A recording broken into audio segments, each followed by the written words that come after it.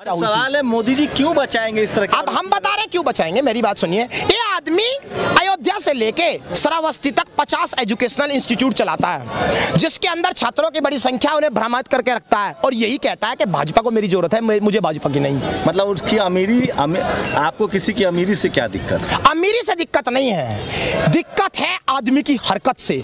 जिस छोटी बच्ची ने, वो 6 छोटियां बच्ची हैं सर, उन्होंने इस पे आरोप लगाया। मुझे बताइए, वो गरीब बच्चियां हैं, उन्होंने अखाड़े की मिट्टी को अपना धर्म चुना है। घर में खाने को रोटी नहीं थी लेकिन फिर भी मिट्टी से प्रेम किया। उन बच्चियों का भविष्य सुरक्षित रहेगा इसके बाहर रहते हुए, इसकी जिम्मेदारी आप दे पाएंगे मुझे? तो आप क्या चाहते हैं कि योगी जी वाला राज चले, बुलडोजर चल जाए या इनकाउंटर हो जाए? देखिए एक बात समझिए, बुलडोजर एनकाउंटर की बात हम नहीं कर पा रहे। इस देश में बुलडोजर एनकाउंटर का आधार प्रधानमंत्री ने बहुत पहले बता दिया, हम कपड़े देख के आदमी को पहचानते हैं। शायद वही बुलडोजर का आधार रहा हो। मतलब तो प्रधानमंत्री ही बता पाएंगे।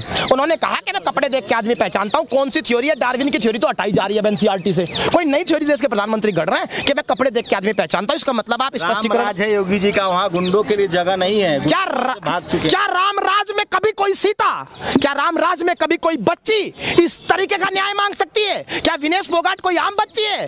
पूरी दुनिया में वुमेन वर्ल्ड चैंपियनशिप में महिला मेडल है जो पहली लेके आई है, ये आम बच्ची नहीं है। और अगर इसकी सुनवाई नहीं हो रही है तो किसकी सुनवाई होगी भाई? किस रामराज की कल्पना कर रहे हैं आप? मेरी बात सुन लीजिए, इस देश में ये आंदोलन जंतर मंतर से नहीं चल रहा है। एक अखाड़ा, एक परिवार, एक राज्य के, एक जाति के लोग धरना दे रहे हैं, इस तरह का ब्रजभूषण सिंह का आरोप। ब्रजभूषण सिंह का आरोप, ब्रजभूषण सिंह जानते हैं एहसान इस पूरे देश पे है।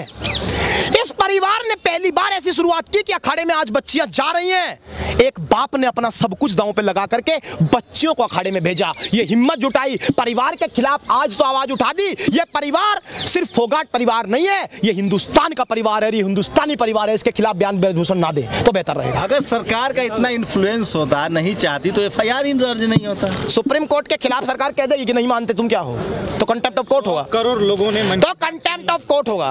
हाँ जी, 100 करोड़ लोगों ने मन की बात सुनी, 130 करोड़ जी, इतना बड़ा समर्थन मायने रखता है। सर इलाके में जब सर्कस लगता है ना तो रोड किनारे भी भीड़ हो जाती है। बात समझ पा रहे हैं आप? सर्कस लगा रही है। मैं क्या कह रहा हूँ, रोड किनारे भी भीड़ हो जाती है। इस देश में 100 करोड़ लोगों ने इसलिए मन की बात सुनी क्योंकि वो सुनना चाह रहे थे कि क्या कहीं इस बेटियों का जिक्र आएगा, और मन की बात सुनने के बाद मायूस होकर लौट गए। अरे बधाई दी है तमाम फिल्म स्टार ने, क्रिकेटर ने। आप एक बात आप समझ लीजिए, इस देश में बधाई का भी भाड़े पे बधाई दी जाती है। कैसे? जब किसान आंदोलन चल रहे थे, नए नए किसान संगठन खड़े किए गए, बोला ये है असली किसान तो, क्योंकि ये इन बिलों का समर्थन करते हैं। सरकार की एक पॉलिसी है, खाप को लड़ाओ खाप से, जाट को लगाओ पंजाबी हिंदू से, सरदार से। सरकार लड़ाई के जरिए इस तरह का संरक्षण चाहती है। एक बात जान लीजिए, ये बेटियां हरियाणा की हैं और ये बेटियां हरियाणा की होते हुए छाती अड़ाने यूपी, राजस्थान और मध्य प्रदेश में। ये यूपी से हैं ब्रजभूषण शरण सिंह जी, अगर ये क्रिमिनल होते तो गाड़ी पलट जाती है वहाँ अच्छे अच्छों की। गाड़ी अच्छे अच्छों की नहीं पलटती। कल ब्रिजेश पाठक मंत्री हैं उत्तर प्रदेश सरकार के, उन्होंने डिप्टी सीएम है, बहुत बढ़िया बयान दिया। बता रहा हूँ हकीकत गाड़ी किसकी पलटती है। उन्होंने कल बहुत बढ़िया बात कही, मुझे बहुत ठीक लगी, सच बता गए, गलती सही सही। उन्होंने कहा जी हम अपराधियों की चुन चुन के इलाज करते हैं। और वो चुनते कैसे बता रहा हूँ। अपराधी आया, पूछा नाम तुम्हारा, फलाना जी, अच्छा ये बताओ कौन सी पार्टी से हो? भाजपा से हो। अरे मेरे बच्चे तू इधर कहाँ पीछा, तू कहाँ खड़ा हो गया यार लाइन में? हाँ जी, कहाँ से हो?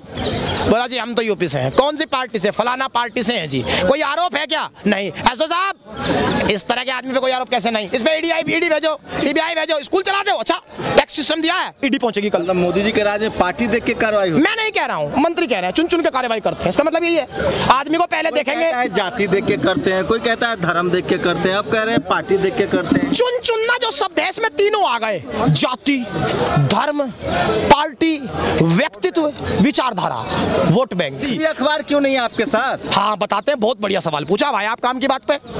टीवी अखबार इसलिए साथ नहीं है, इस देश में एक एंकर है बड़े मीडिया हाउस की, 2 महीने पहले रोने लगी, मेरा दिल भर रहा है, आंसू नहीं रुक रहा है, गला नहीं खुल रहा क्योंकि एक बच्ची का रेप हो गया है और उसके बाद मैं बोल नहीं पा रही हूँ। कहाँ है वो एंकर?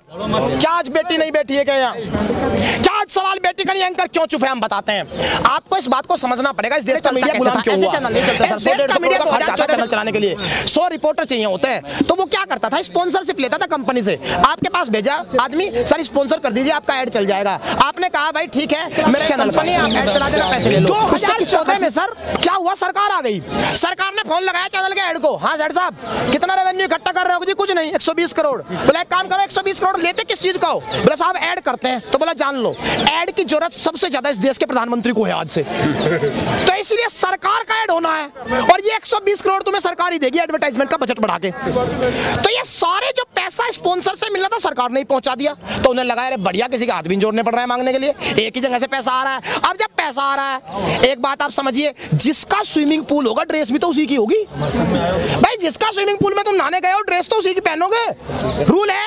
तो इसीलिए सुबह दिशा निर्देश जारी होता है कि प्रधानमंत्री से जब सवाल पूछा जाएगा तो ये पूछा जाएगा आम काट के खाते हो कि चूस के खाते हो। प्रधानमंत्री से जब सवाल पूछा जाएगा ये पूछा जाएगा पर्स रखते हो कि नहीं। मुझे बताओ कितना बड़ा सवाल है सर, तो यूक्रेन का युद्ध में अगर प्रधानमंत्री पर्स नहीं रहा है, कितनी बड़ी बात कह दी कि प्रधानमंत्री ने फोन किया 2 घंटे यूक्रेन का युद्ध रुकवा दो, हमें बच्चे लाने हैं।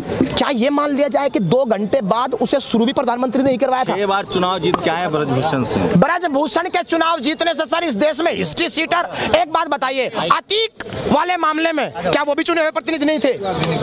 आदमी चुनाव जीत जाता है इसका मतलब ये कभी नहीं होता कि वो आदमी कुछ भी कर सकता है। चुनाव जीतना इस बात का आधार कभी नहीं है। अब क्या मांग क्या है आप लोग? ब्रजभूषण सलाखों के अंदर, इन कानून से अंदर, उससे नीचे कुछ नहीं है जी। कानून से कह रहे हैं अंदर होंगे, वैसे सड़क पे बैठने तो हम कानून बता रहे हैं सर, वो लागू करवा दो आप। इस देश का कानून है आईपीसी सेक्शन 166A, जिस भी पुलिस के अधिकारी ने एफआईआर दर्ज नहीं की थी पहली एफआईआर उस पे कराओ। कहता है पब्लिक सर्वेंट जो एफआईआर दर्ज करने से मना करेगा तुरंत उस पे कार्रवाई होगी। पोक्सो जैसा एक्ट है, इसमें जमानत भी नहीं सर, इमीडिएट एफआईआर होती है और इमीडिएट जेल होती है। पोक्सो की धारा है, कल ही उठवाओ, नाबालिग है। कानून ही बता रहा हूं सर, तुम कानून ही लागू करवा दो, छोड़ दो सारी बातें।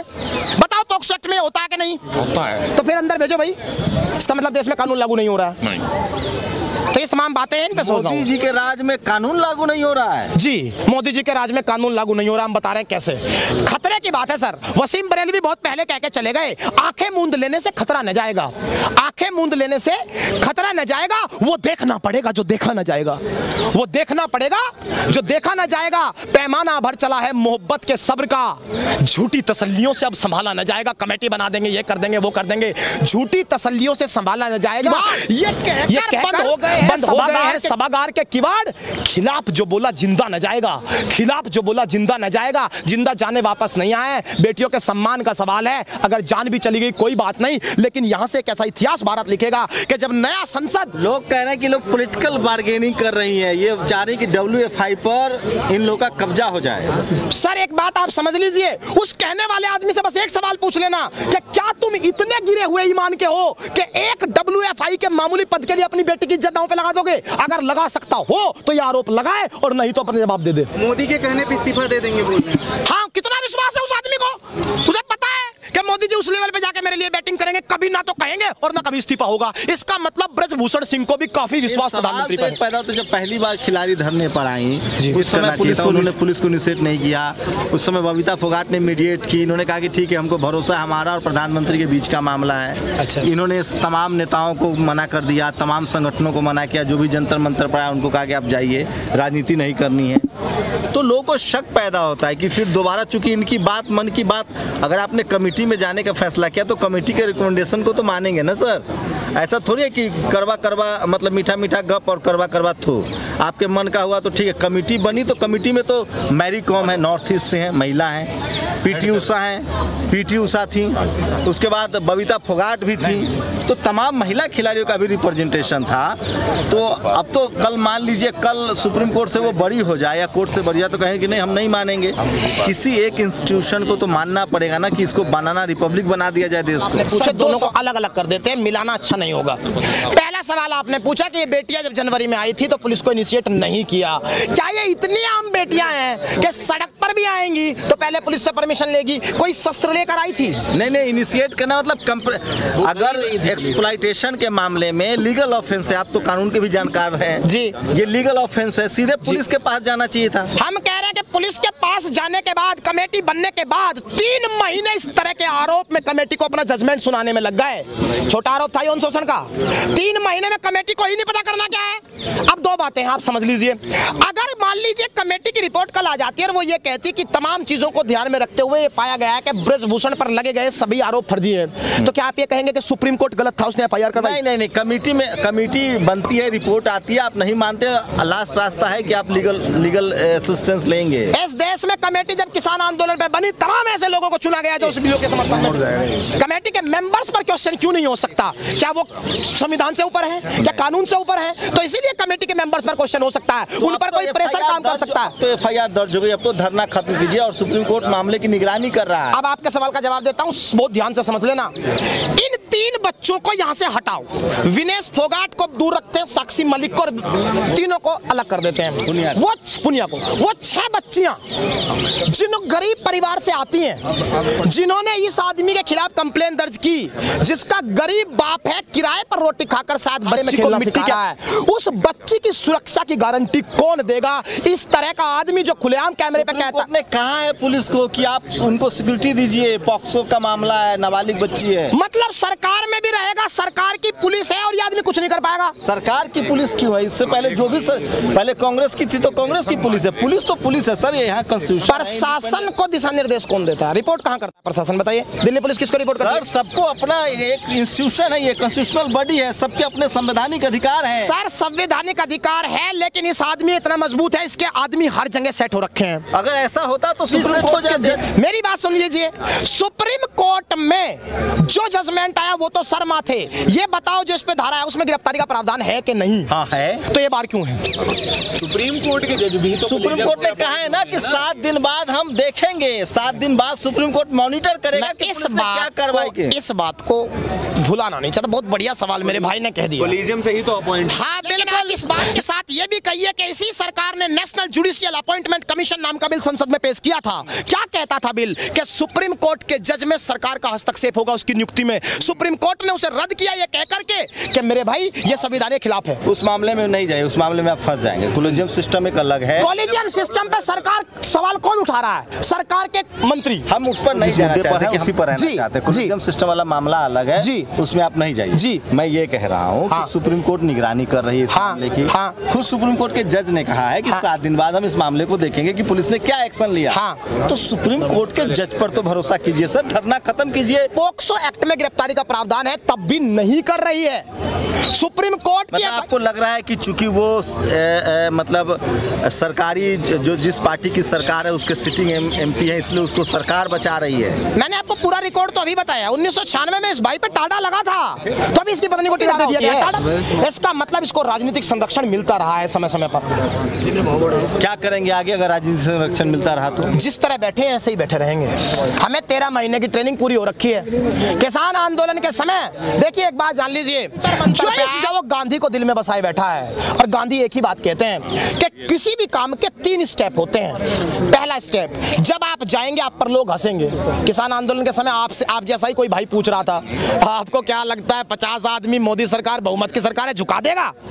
हंसा, हम शांत रहे। दूसरा स्टेप कहता है कि जब आप नहीं मानेंगे, बैठे ही रहेंगे, अहिंसावादी तरीके से गांधी को दिल में बसाए, तो आपकी सड़कों में गड्ढे खोद दिए जाएंगे और आपके सामने अड़चने पैदा की जाएगी। भाई साहब बिजली पानी हमारा भी कट रहा है।